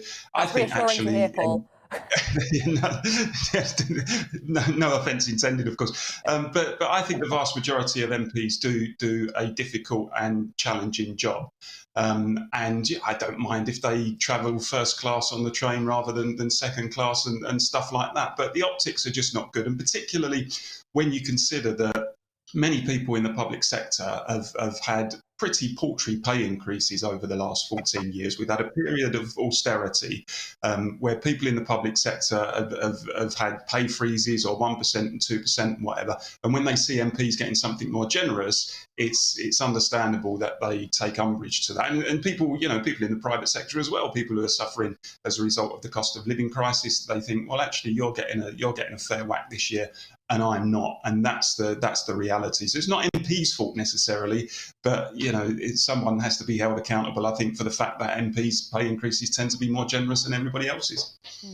Against that backdrop, last year there was no increase in pay for MPs. So we're going to give out a pay rise. There was so much kickback given what was going on with COVID that they decided to scrap that. So this is the first one in a few years. But I will admit, even as a Member of Parliament, I think usually if you read in the news that you were getting a pay rise in any normal walk of life, you'd be punching the air and cheering. I saw it pop up on Sky News and just groaned because I knew what my inbox would be full of. And actually, in the context of what is going on, I think you're exactly right, both of you, that the optics of this are really not good. But Arlene, you do make a really good point there. And this is something that I've said long before I actually became an MP myself. It is important that we pay MPs properly. We don't want to be overly generous. But if some people have said they should be paid the minimum wage or whatever, as you rightly said, Arlene, we need to get the best and the brightest and the most talented people into this, because they're setting legislation, they're shaping the entire country. And unfortunately, what we would see if we had really low pay for MPs is that it'd be the rich folk who do it as a hobby because they can afford to do it rather than necessarily the brightest and best getting into it, wouldn't it? Yes, and I think that has been the problem because, of course, in the past, MPs way back in history weren't paid. That's why court. That's why Parliament sat at 2:30 to allow people to go to court in the morning and earn their pay, and then come as a sort of a hobby to the Houses of Parliament. I mean, the whole point about having a wage that is appropriate is that it doesn't matter where you come from, what your background, you're coming into Parliament, you're getting paid the same as the next person in the next constituency. And I think that is absolutely right, because, of course, in the past, Parliament was a place for those people from the upper classes, people who were well paid, people who had family fortunes, etc., etc. So if it is to be more representative, then you have to properly pay people, and you want people coming in. And sometimes I hear this in Northern Ireland, why in heaven's name would you get involved in politics? It's such an awful job.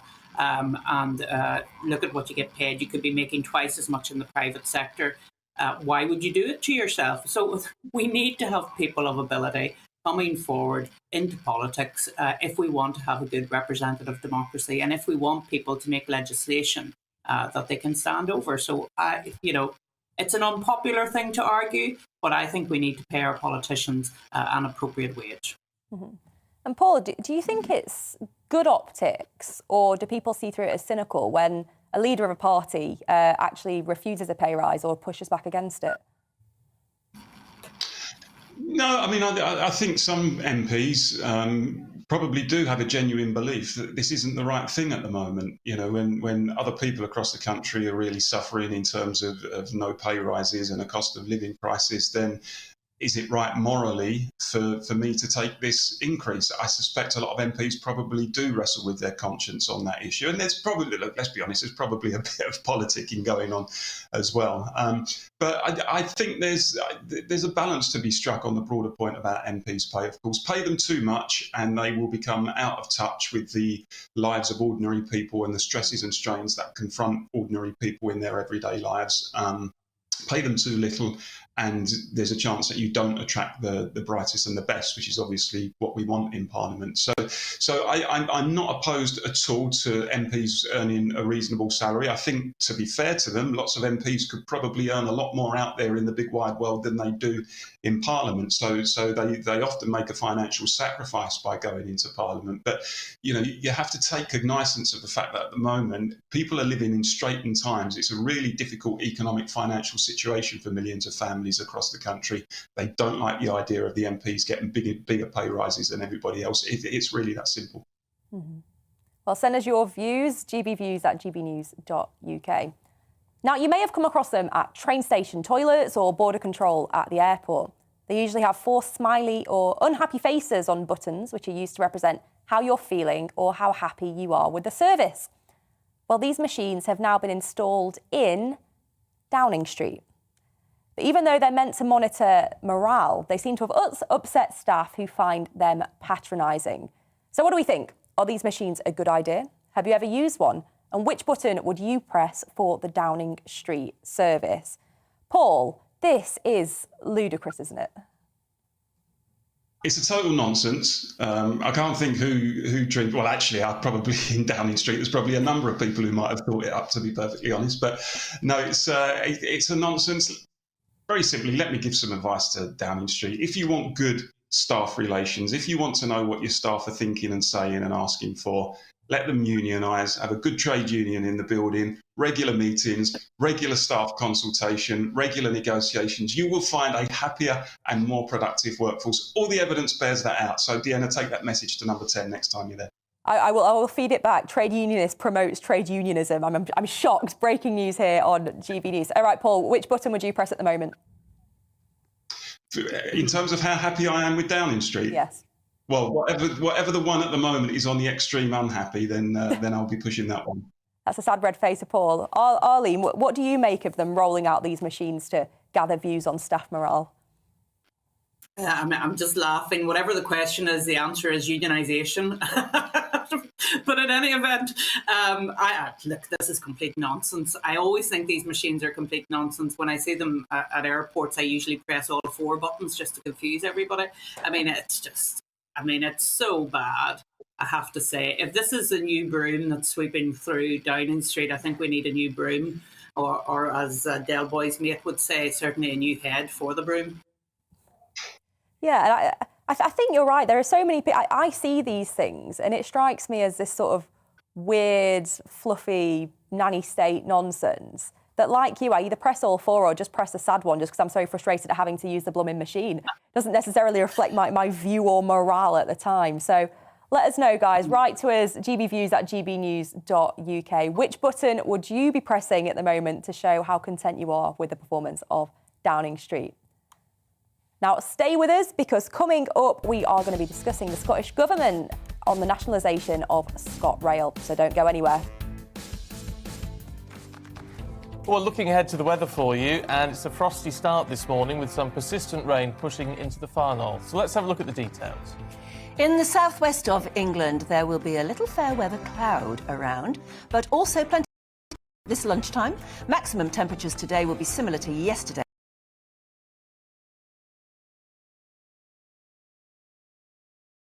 Period of spring sunshine. Whilst there may be a few showers across parts of North Wales by this afternoon, further south, things are likely to stay dry with sunny spells. Onto the Midlands for you, a few showers also likely to feed into parts as we go through this lunchtime. After a cold start, temperatures will rise, but it is still going to feel quite chilly. Meanwhile, in northeastern England, there will be very little cloud here.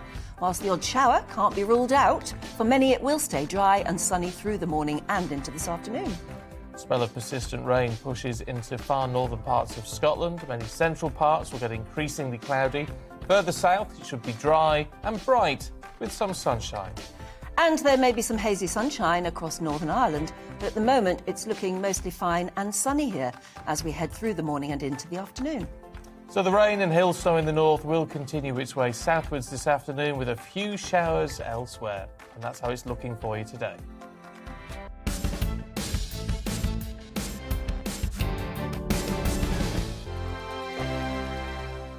Europe is in the grip of the most devastating humanitarian crisis since World War II. The people of Ukraine are facing unimaginable suffering as their homes are destroyed and their loved ones are killed. Millions of people are being forced to flee for their lives, carrying only their children, their pets, and the clothes on their back.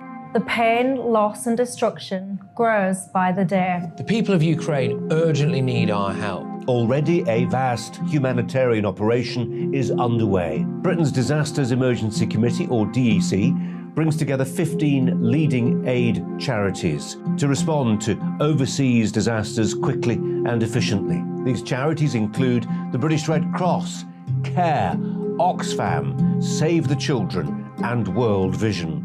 Their teams are working on the ground in Ukraine and neighbouring countries to bring vital aid to those who need it most. If you can spare it, your gift to the DEC's humanitarian appeal will go a really long way. £10 provides essential hygiene supplies for a person for a month. £50 provides blankets for 4 families. £100 provides emergency food for 2 families per month. It's easy to give. You can donate online at dec.org.uk or call the 24-hour donation line on 0370 60 60 900. If you prefer to send a cheque, please post it to the Ukraine Humanitarian Appeal, PO Box 999, London, EC 3A 3AA. To give £10 on your mobile, simply text the word crisis to 70150. Standard network charges apply for calls and you must be 16 or over. Texts are charged at the standard network rate and your £10 donation will be added to your bill. 100% of your donation goes directly to the DEC to save lives and deliver critical support where it's needed. GB News is the UK's home of discussion and debate from all perspectives. To stay up to date on the latest stories, make sure that you subscribe to the GB News channel on YouTube. You can watch us live 24/7 across the whole world. You can also check out exclusive content and catch up on previous episodes of your favourite shows. Every day, we ask the questions that you'd ask, so why not add your voice to the conversation in the comments section? Don't forget to subscribe. We are GB News, Britain's news channel.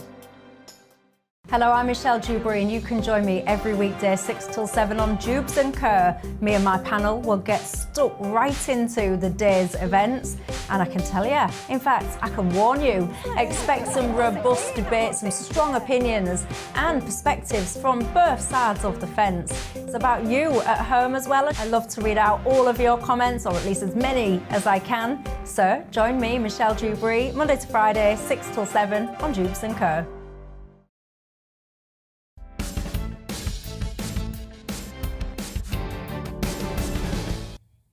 Welcome back to the Political Correction. But of course, we are not the only show here on GB News, because coming up at midday is GB News' very own Alistair Stewart, who joins me now. Good morning, Alistair. Tell me. Good day, Shu. I'm in desperate need of a happiness monitor, or what Darlene said. We should install press button one. 4. Absolutely, yeah, the very sad red face. I tell you, between 12 and 2 today, we've got a great lineup of people. Mark Seddon, who you know, who used to be the editor of Tribune and was also Al Jazeera's correspondent at the United Nations. Elizabeth Braw, who used to be at RUSI, the defence and diplomacy think tank, now with the American Institute, and General Sir Richard Barrons, who's former Deputy Chief of the Defence Staff. Because I had a dreadful thought last night, and that was that the Ukraine crisis, in people's concerns, is risking hitting a brick wall. Yeah, we discussed this a little bit earlier on our show too. And I think, and I put it on Twitter this morning, and a lot of people, oh, how can you be so uncaring? It's not a question of being uncaring. If you look at the papers that you guys were all talking about later on, it's the lead story on one newspaper. Yes. And elsewhere you have to turn to page 7, turn to page 8, whereas net zero, energy costs, cost of living crisis. We had a brilliant interview with Stuart Rose from Asda yesterday, who said, yeah, I really hope the Chancellor of the Exchequer hasn't got a tin ear, because people out there are really hurting. And when your domestic population, and I was chatting to you out in the newsroom earlier, you know, the good folk of Bishop Auckland, who it is your job to represent and listen to. Of course they care about the idea of the brutality that's going on in the streets of Ukraine, the difficulty the Red Cross are having in getting folk out of Mariupol, and all of that. But what does a victory look like, and how will it be achieved, and how frustrated are the Ukrainian people? I'll be talking to Lesia Vasilenko, who I think you know as well, the Ukrainian MP, and you've chatted to her. What do they want, and how does a victory appear to them? And also particularly with Mark and with Elizabeth, where are the United Nations? Where are the big international agencies that are supposed to be there in our name this is a point to that Paul bang raised heads on together? Here earlier, So there's that real frustration. We've got the guy in from Net Zero as well, because he's been doing some polling, and public support for net zero, as we've felt here at GB News for some time, is clearly declining. It may be a great idea, but maybe now is not quite the time to be doing it. And also electric cars, another bit of bad news. Some polling has been done, some research that shows that it's going to cost about 720 quid more to run an electric car than yours and my old petrol diesel. Just what we need. Just what you need at the moment. So I'm going to take a deep breath and try and be very upbeat about it, but also, as we always try, be very honest about it too. A little bit of political correction between 12 and 2 as well as on your brilliant programme. Well, for Alistair's show, I always press that green happy face on my happiness barometer, so do make sure you tune in between 12 and 2 for the Alistair Stewart show. Now, the Scottish Government have announced the nationalisation of ScotRail, putting the train company back into public ownership for the first time in 25 years. The railway service, previously owned by Abellio and National Express, was renationalised following criticisms of cancellations and poor performance. Nicola Sturgeon lauded the move, calling it a historic and momentous occasion. But is nationalisation of our services the best thing to do? I'm going to go to Mr. Nationalisation himself, Paul Embry. What did you make of this, in your view, probably joyous news? Well, you're obviously not surprised, Deanna, to hear me say this is absolutely the right move, and there should be more of it. I mean, I in all seriousness, I don't believe in kind of nationalising the local corner shop, but I do think when it comes to the security of the country, when it comes to our public utilities, things that are essential infrastructure, then I do think they should be in public ownership. So this is absolutely the right move for me.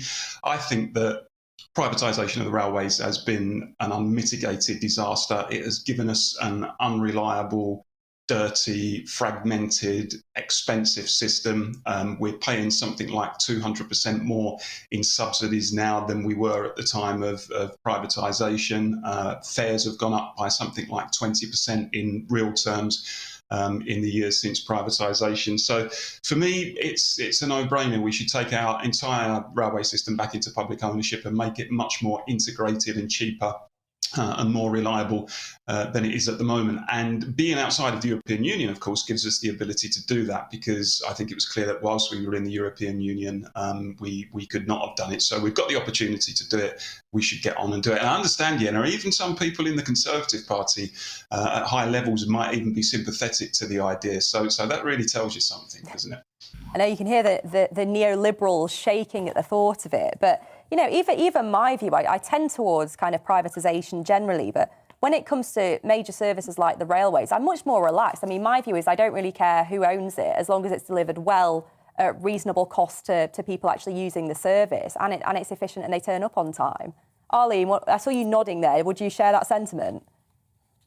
Yeah, but do I think that more government is going to lead to efficiency and effectiveness and lower costs for citizens? No, I don't.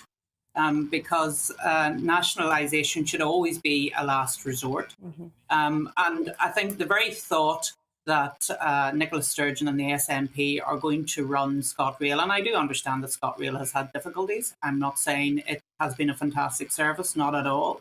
But the thought that the Scottish Government is going to run ScotRail in an efficient and effective way is for the birds. And we've seen recently over an Audit Scotland report into how they handled a ferry contract, how politics can be allowed to get into what shouldn't involve politics. And my worry about this renationalisation is that we're going to allow the Scottish Government, whose only goal, who are only interested in Scottish independence, they will somehow inveigle the Scottish railways into proving that you should have Scottish independence. That's what it will be about. It'll be about politics. It'll not be about what's right for the users of Scotland's railways. And that really pains me, because Scotland has some of the most fabulous railway system in the UK, a bit like the North Coast in Northern Ireland. When you go on a railway trip, it's absolutely amazing. And I just simply don't believe that nationalisation is the answer. And so, Paul, you and I are going to completely disagree on this, as usual, but in a civilised way. Well, don't you worry, because I'm sure time and time again we will be coming back to this debate and we'll cover it in even more depth. Well, coming up after this break, our regular Common Ground segment with Father Matthew Austin. We'll talk about the legacy of the Falklands War to mark 40 years since the conflict began. And should Britain dedicate a day to Margaret Thatcher? Tell us at gbviews@gbnews.uk what politician would you dedicate a day to. But first, here are your latest headlines.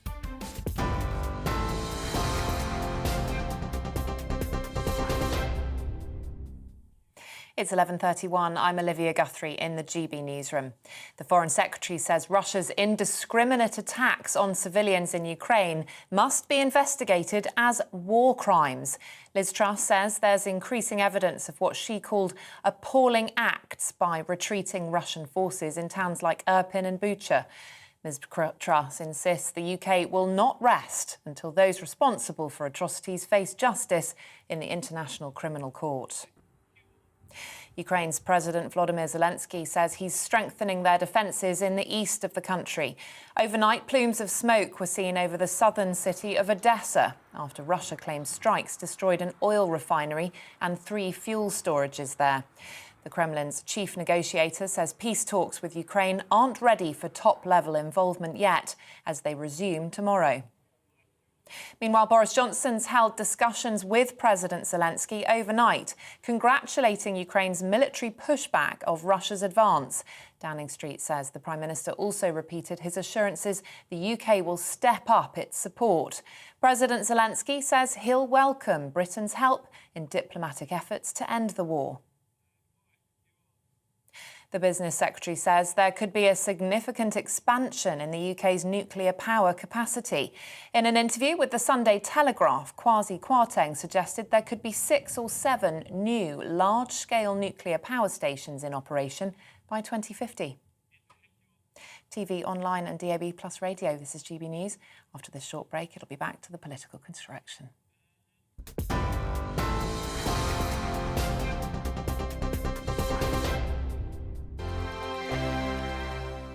Europe is in the grip of the most devastating humanitarian crisis since World War II. The people of Ukraine are facing unimaginable suffering as their homes are destroyed and their loved ones are killed.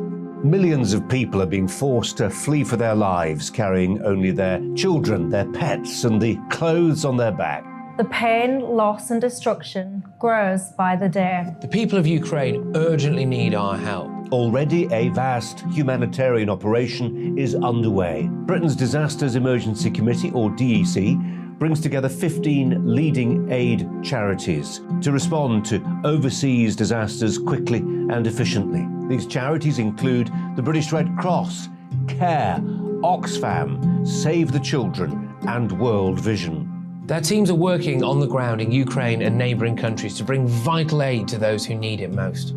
If you can spare it, your gift to the DEC's humanitarian appeal will go a really long way.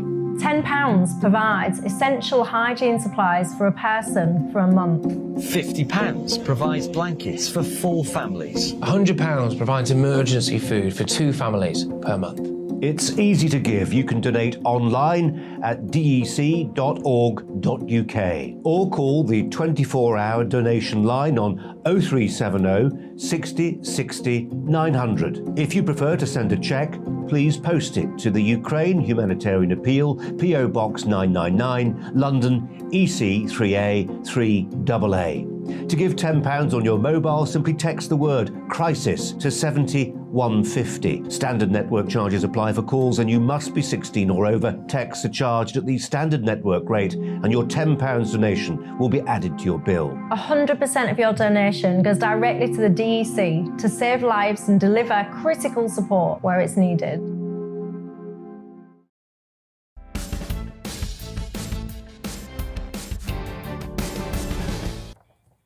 Welcome back to the Political Correction. And as always, loads of you getting in touch. We've got Alan McNeely here who says, situation in Downing Street is completely different to just about anywhere else in the country.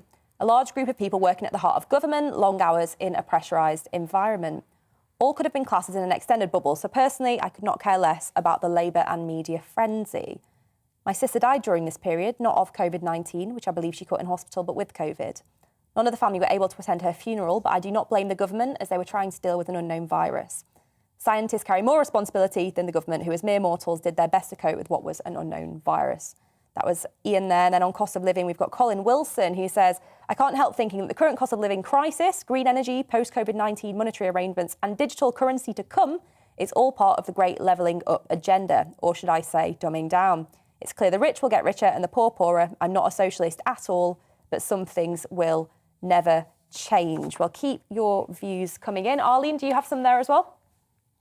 Yeah, I have. Yeah. So Marianne Mansfield is saying that when the Scottish Education and NHS are failing miserably, what hope is there of making a success of the railways? None. And then Kenny Parker says, Paul talks about trains being dirty under privatisation.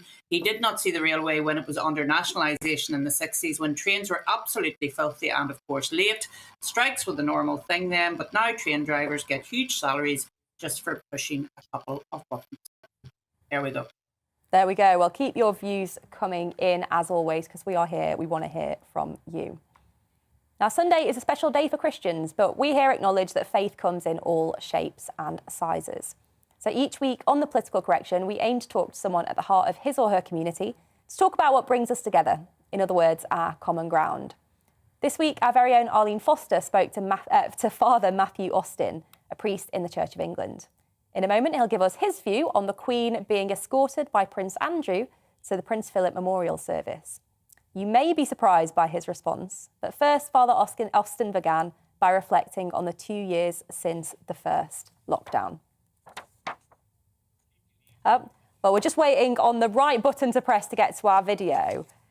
So, Arlene, I'll come to you first on this. What did you make of the fact that the Queen was going to be escorted sort of into the memorial service by Prince Andrew? Were you surprised? I was a little surprised, I have to say, but when I thought about it, it wasn't something that struck me as being out of hand, because her other children had their partners, and some of them had their children there to walk in with. Andrew doesn't have a partner, as far as we're aware, and so he walked in with his mother. And I thought, given that this was a memorial service for his father, why should he not be there? Because, I mean, he's a son of Philip as much as the other two boys. So I just felt it has been completely overhyped. There's been a lot of discussion now about whether, he's coming back into the royal world again. I don't think he is. I think he was there to support his mother, and it was quite understandable that she asked him to do that. And you will hear from Father Matthew, as I say, that he has some interesting thoughts on that as well. And Paul, what about you? When you saw that he was going to attend the ceremony, were you also surprised, and what did you make of it? I wasn't surprised he was going to attend. I think it's perfectly reasonable if it's a memorial for his father that he attend. I was surprised that he played so prominent a role in terms of escorting his mother to her seat. I thought that was probably unwise from a PR point of view, to be perfectly frank. But I don't think, I mean, I'm like Arlene, really, I don't think we need to get out of our pram on it, because ultimately it wasn't some big grand state event. It was a personal event, ultimately, a memorial for his father. So of course he was going to play some role in it, but probably unwise to make it so prominent, in my view. Mm-hmm. Well, as I was saying, we've sorted out our video, and this week our very own Arlene Foster spoke to Father Matthew Austin, a priest in the Church of England. Here's what he had to say. It's an interesting thing, I think, to look at the last 2 years and to look at it through a spectrum. And this spectrum I'd like to think about just for a second is the absolute primacy of the virtual world. Now, I know I'm coming to you over Zoom this morning, but it's become the new normal. Now, for years now, we've been talking about this new normal and what does that mean? And I'd like to suggest that there's nothing normal about it at all. Absolutely agree with that. Unfortunately, during COVID, we had to resort to Zooms and Teams meetings and what have you, but I had hoped that we would be able to leave that behind. But I haven't seen much evidence of it being left behind totally. And I think that's the issue that's coming to the fore, Father Matthew. It is. And I also think the one thing that people aren't talking about is the assumption that everybody has access to a good internet connection. You know, there are lots of older people, there are lots of younger people who don't have any access at all. So what are we doing? What are we doing for them? It's all very well and wonderful that we can connect with people online. It's a great, wonderful technology. And, you know, my church, we live stream our services. It's great. And it's a really great thing, but not to the detriment of actually spending time and seeing and interacting with people, which as a Christian is at the heart of the Christian faith. You know, the Christian faith is about God becoming man to dwell with us on earth in a tangible, physical way. And that what we are as the body of Christ on earth, the church, we're called to be together. Now, of course, we couldn't be together, but now we're able to. I'd just like to suggest that perhaps we might like to spend a little bit more time thinking about how we can actually go out and meet and help people in a truly physical way without relying on the last 2 years of what we've come to see as a completely virtual world, really. And your second topic that you wanted to discuss today is also in a church, and that, of course, is the beautiful memorial that we witnessed for His Royal Highness, the Duke of Edinburgh. It was amazing, wasn't it? I mean, just incredible to see it. My background before being ordained was as a military musician, so a lot of my friends were there playing. So that was great. Just great to see all this stuff happening again. The great pomp and pageantry that only we can do and do well. So that was wonderful to see. But I think really the one thing that struck me is the one thing that people aren't talking about. There's been a lot of media attention and very negative press about Prince Andrew's role in the service. Now, all of us know the allegations and the awfulness of what surrounded all of that over the last few years. But I'd like to suggest one thing, and that's that Her Majesty is the Supreme Governor of the Church of England. She's a deeply Christian woman. And I think what she did in having her son walk her and accompany her to her place on that service was one of the most profound examples of Christian leadership I've ever seen. It was absolutely amazing. The gospel reading from last Sunday was that of the prodigal son. And we saw that live in action, actually happening. You know, somebody, now, of course, none of us know whether Her Majesty has forgiven Prince Andrew in a massive way. That's not for us to know. That's between her and her family and God. But purely from a visceral point of view, just to see him there holding his mother was just such a profound thing. We talk so much, don't we, about being angry with people and being cross and being resentful. I mean, we only need to look at what happened at the Oscars this week and how the people who were in the theatre all stood up and applauded Will Smith for this act of violence. I mean, and then at the other end, we see Her Majesty doing something that she would have really thought about, as she's done for 70 years now, and once again shown us what it is to be a true Christian leader, or indeed to be a true Christian. The ability to forgive is, of course, the most important Christian principle. So I was deeply, deeply moved by it, and a little sad that not many people have really, not more than a little sad actually, that not many people have really touched on it. And staying with the theme of where we are at the moment and looking forward a few weeks, you wanted to talk about Easter. Yeah. Well, funny enough, being a priest, Easter is, of course, the most important thing of the Christian faith. Holy Week, the week which precedes Easter, is the most difficult week, because we come to terms absolutely with the death of Jesus and then with his resurrection. And it's interesting, isn't it, how our world, our secularized world, will talk so much about Christmas. So much about, what are you doing for Christmas? Oh, I might go to church for Christmas, or I might have all my family and friends over for Christmas and buy them lots of presents. But you ask them what they're doing for Easter, maybe they might go skiing, or they might do something else. They might go to Centre Parks, or whatever. But I'm pretty sure not many people will gather around in the same way that they do at Christmas as they do at Easter. And I mean, I would dare to say people who consider themselves to be Christians as well. Our world has become so secularized that the Christian faith seems to, or people in the Christian faith seem to think that Christmas is where it's all at, and it's not. Easter is the big thing. It's the most important thing, as I say, and it's the one thing that I don't think the world has quite got its head around. I'm not quite sure that's a bad thing in some respects. We all know about Father Christmas, don't we? We all know about the Easter Bunny, but I mean, what does the Easter Bunny do, allegedly? What do we do at Easter? We eat chocolate. Other than that, what do we do? Yeah, there's a whole raft of stuff surrounding Christmas. So I'd just like to suggest that perhaps if you are a Christian, or even if you're not, especially if you're not, actually, will be just over the next week or two, just to look into the story of Easter and the importance that the Christians place on the resurrection of Jesus and why that's so important to us.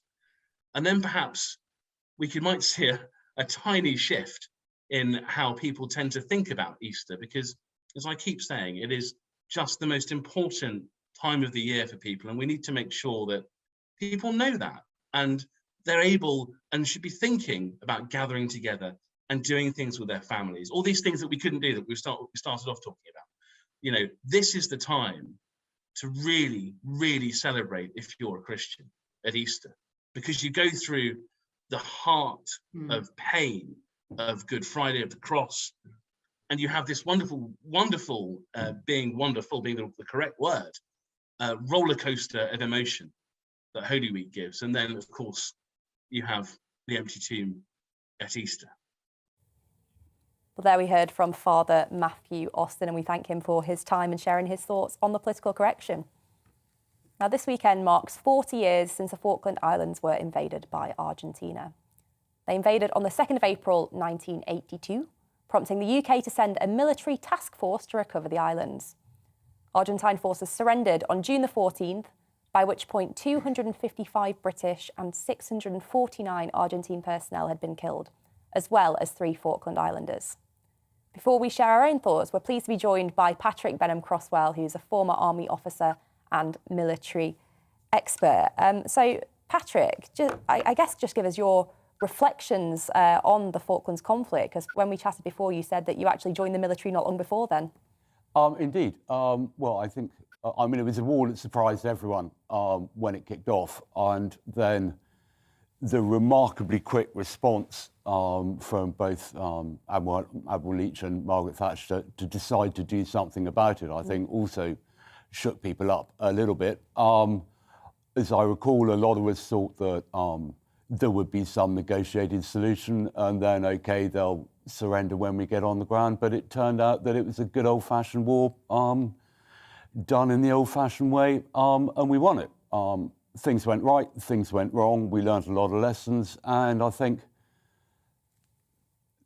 being a British army, or being a British soldier or British serviceman, certainly had a significant increase in status after we'd shown the world what we can actually do when we had to. Mm-hmm.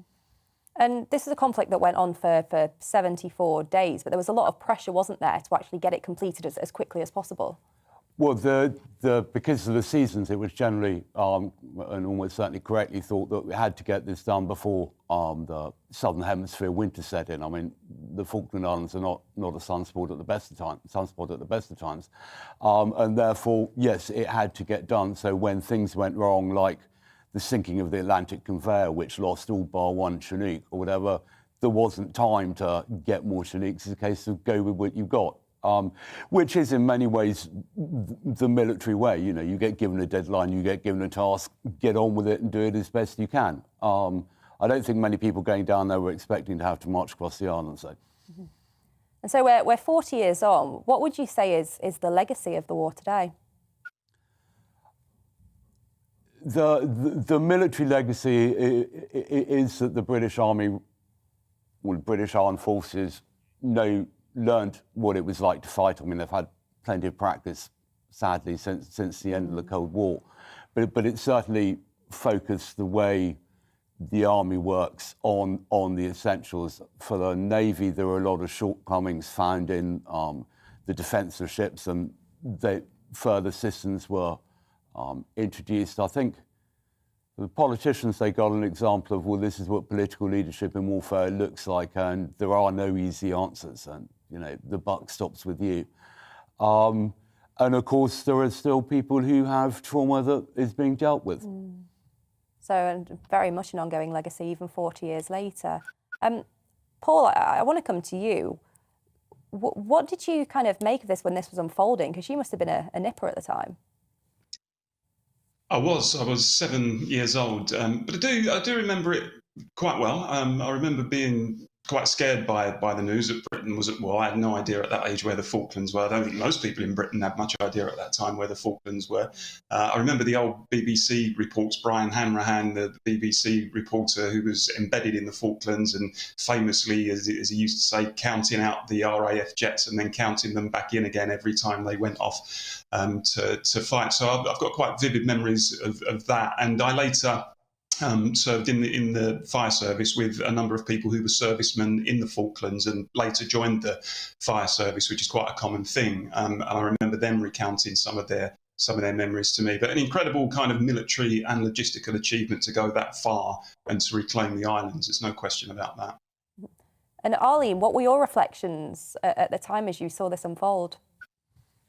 Well, I was a little older than Paul. I was 12 when this, well, I was 11. I was coming 12 when this unfolded, and I, like he, absolutely remember the coverage from the BBC at that time. That was the primary source of where we were getting our information from. But I also thought, here is a Prime Minister who's not afraid to take action, who takes decisions quickly, and we've already heard it was a very quick decision because they had to travel some distance to get to the Falklands, as we know, because it's so far away. But she wasn't afraid to take that decision, and I think that had a real impact on me as a young person, that here was our first female Prime Minister taking the decision to go to war, and she was not afraid to take that decision, and it was the right decision. And she felt it very personally. We read that she wrote to all of the families that lost loved ones during that, and she did take it very personally. But I think it really cemented Margaret Thatcher as a wartime leader and as someone who wasn't afraid to take difficult decisions.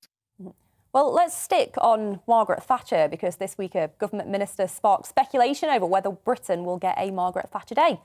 Minister for Equalities Kemi Badenoch told the House she would personally support such a day being introduced, with the Tory party chairman Oliver Dowden also declaring his support. But this exchange, as you might expect, has prompted national discussion on the matter. So, Arlene, we had great praise for Margaret Thatcher. Do you think that we should have a day sort of in her honour? Well, we have days for everything nowadays, don't we? And in that respect, why not? But having said that, I am someone who looks up to Margaret Thatcher. I am someone who sees her as a role model. She was our first female Prime Minister. She was the Prime Minister right throughout my formative years as a teenager. I think she probably had an influence on me getting involved in politics in a quite a significant way. But I do understand that she is a divisive figure, that there are many who see her as something other than a role model in many ways. So I think a Margaret Thatcher Day would be a divisive issue, and as such, I don't think it's a good idea to push forward at this time when there are many, many other things that we need to sort out. Asking people today, if not Thatcher, which politician would you dedicate a day to? And Arlene, you're getting a lot of love from our viewers today. We've got Helen who says, simple, let's have an Arlene Day. And Frank, as an aside, I wish we had Arlene as our Prime Minister. She speaks so much sense and tells it like it is. So refreshing. But then Mark says, why would anyone even think of dedicating a day to a politician? They just ruin our country year after year. Maybe bring back the stock so we can throw gone-off veg and fruit at them for a day. So some different views there. But I guess there is this point, isn't there, about which politicians have the kind of big legacy. Paulie, if you had to dedicate a day to a politician, who would it be? Well, certainly not Margaret Thatcher. Let me just put that on the record. It would be somebody, I think it would be one of three great Labour statesmen for me. So someone like either Ernie Bevin, who came from a very humble background, had no education, created the Transport General Workers Union, became a Labour Foreign Secretary, or Clem Attlee, who led, obviously, the great reforming post-war Labour government, or Tony Benn, who was a wonderful parliamentarian, respected on all sides. One of those three. Mm-hmm. Arlene? Well, I would go back a little further. I would go back to Viscount Castlereagh, who, of course, was from Northern Ireland and was a huge influence in terms of his role as Foreign Secretary and, indeed, in terms of the Act of Union in 1800. So I would go for Castlereagh. But, I mean, politicians are quite divisive, let's be honest about it. Mm-hmm. So I was thinking about this, and wouldn't it be great if we had an Elizabeth Day? Because, of course, Elizabeth I was an incredible monarch, and our now Elizabeth has been a wonderful monarch. So let's have an Elizabeth Day instead. I like that. Well, I'm going to confuse Paul by putting in a pitch for Betty Boothroyd, of course, former Labour MP, first female speaker, and also a Yorkshire lass. So you can't go wrong with one of them. Well, thank you for tuning in today, guys. You've been watching The Political Correction. Join us next Sunday at 10 a.m. for 2 hours of discussion, debate and analysis of the week's biggest political stories. But up next, it's Alistair Stewart, so don't go anywhere. Well, looking ahead to the weather for you, and it's a frosty start this morning with some persistent rain pushing into the far north. So let's have a look at the details. In the southwest of England, there will be a little fair weather cloud around, but also plenty of sunshine this lunchtime. Maximum temperatures today will be similar to yesterday for many. It's about the same for the eastern London area. Most here will have lengthy periods of spring sunshine. Whilst there may be a few showers across parts of North Wales by this afternoon, further south, things are